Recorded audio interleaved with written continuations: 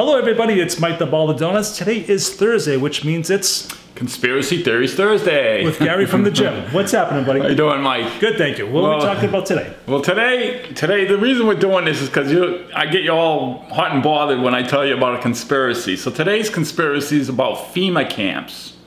Now, FEMA camps is our Federal Emergency Management Agency camps, or FEMA. And you know, if you on the whole or on the face of FEMA camps, it seems like a good thing.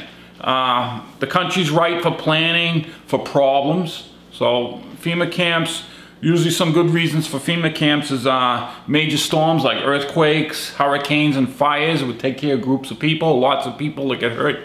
You know, big communities have nowhere to go. FEMA, Emergency Management Agency will kick in. There was talk at one time in 2014, Comet Ison. That was a big thing at one time. That panned out to be nothing. You know, it was supposed to be all kinds of little meteors and everything falling from the sky. So, Planet X, we talked about that. That's still in the news, that possibly something like that would make tidal waves or make earthquakes or whatever. So people would need to go to a FEMA camp or something. A cyber 9/11, you know, where computers crash and the whole system crashes and people don't know what to do with themselves or what to do with themselves. So FEMA would come in and direct us to go to these camps. Electronic EMP pulse or electronic magnetic pulse, they talk about that blowing up in front of on top of the country. It would stop in and it's got electronics or anything. So again, people would be desperate and not know what to do with themselves and need to be cared for. You know, solar flare. We're a technology-based society where we need electricity and what have you to run water, sewer systems, energy, nuclear plants. So, you know, with all this down, you got the FEMA camps that would help people. You know what I'm saying? So this is about helping society or citizens. But there tends to be a little mystery behind FEMA camps. And this is where the conspiracy kicks in. You know, okay. So there's 30 to 35 FEMA camps in the United States. They're hardcore facilities, and they're manned, and some of them are not manned for the time being. But these facilities would have beds, cots, you know, food stations, showers, whatever. Yeah, like a prison, you know. There's over 130 concentration camps from Florida to Alaska. Concentration camps. That's correct. There's 2 million people could be in one in Alaska. There's one up in Alaska, and it can hold at least 2 million people. There's 4 major crematoriums in this country that have state-of-the-art guillotines and gas-powered incinerators that can handle up to 3,000 cremations a day. So that's here in America. America, India, Oklahoma, Kansas City. Yeah. See, so this is the conspiracy part. Like, what's going on here? This is all to do with FEMA? Yeah, FEMA camps and stuff. Oh yeah. Okay. This is our government. Okay. You know, they plan. I mean, there was a lot. You and I, we're driving in our car. Hey, I'm going to the beach today, or I'm going to go to a sport game. And these people, they're been doing this for years. Anyway, I'll get into it. There's also FEMA rail cars. They're train cars. They're double height. Are you doing a Hitler thing? Yeah, no, height and height. You know, there's 2 levels to these trains, and they got shackles. And say, yeah, I knew this would get you. This is why we do it here and not the gym, because you got upset. Yeah. I know, it's amazing. Well, this is what it is. Not everybody knows about it, so. Guys, for the record, he doesn't tell me what we're doing. So this is why I'm reacting the way I am. Yeah, well, that's all right. That's good. That's good. So, all right. So we got. I gave you some good reasons. Okay. Now, the conspiracy is, and most people will try to figure it out, is why secrecy. This is big secret stuff. You really never knew about any of this stuff. There's FEMA ships too. FEMA ship camps. They use them in Hurricane Maria down in Puerto Rico.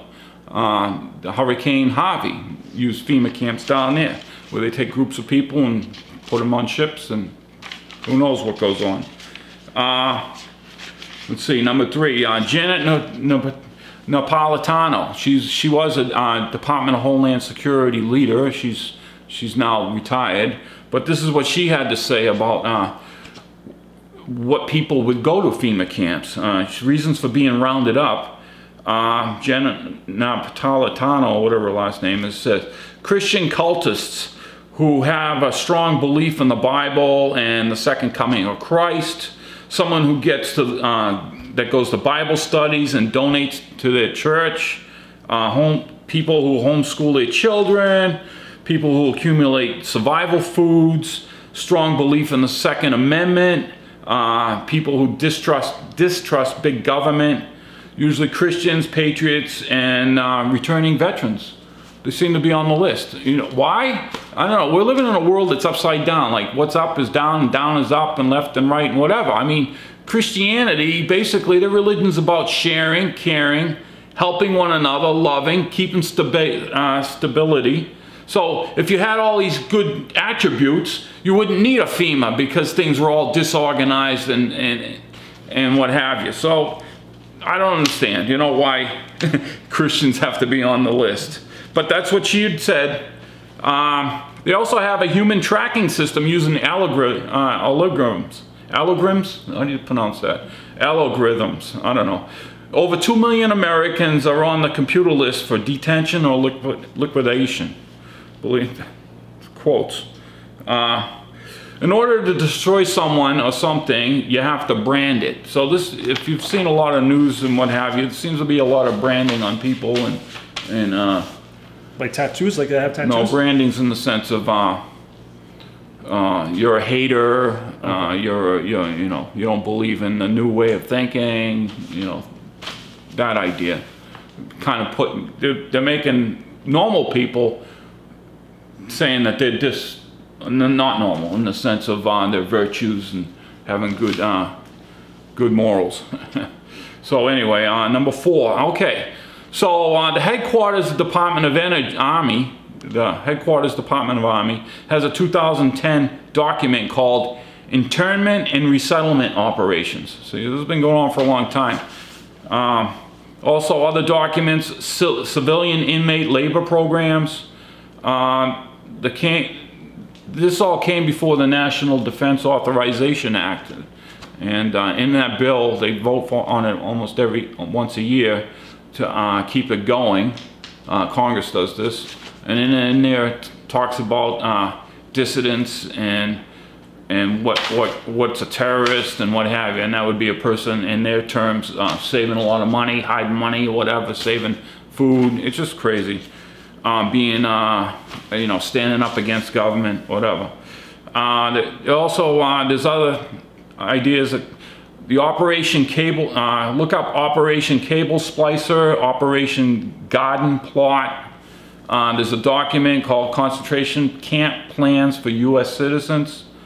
And REX 84, that was with Colonel Ollie North back in the Reagan years. REX 84 readiness exercises. So there's some things there.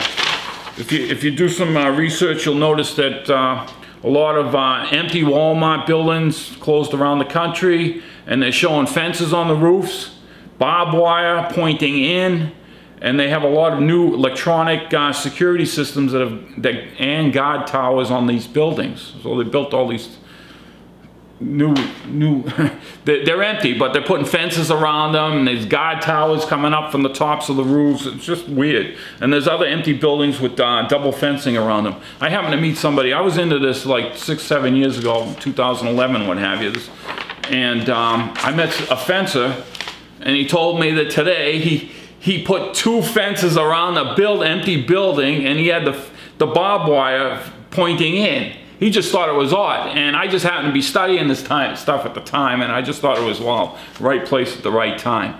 And what? That's interesting. Yeah. And did you know the Obamacare, the Affordable Health Care law, in it, it has that the police or whatever can randomly, unannounced search your home. It's in there. I remember a long time ago reading about it. And here's something that President Obama has said in one of his speeches in front of people, and he goes on, and for the international order that we worked for generations to build, ordinary men and women too small-minded to govern their own affairs. That order and progress can only come when individuals surrender their rights to an all-powerful sovereign.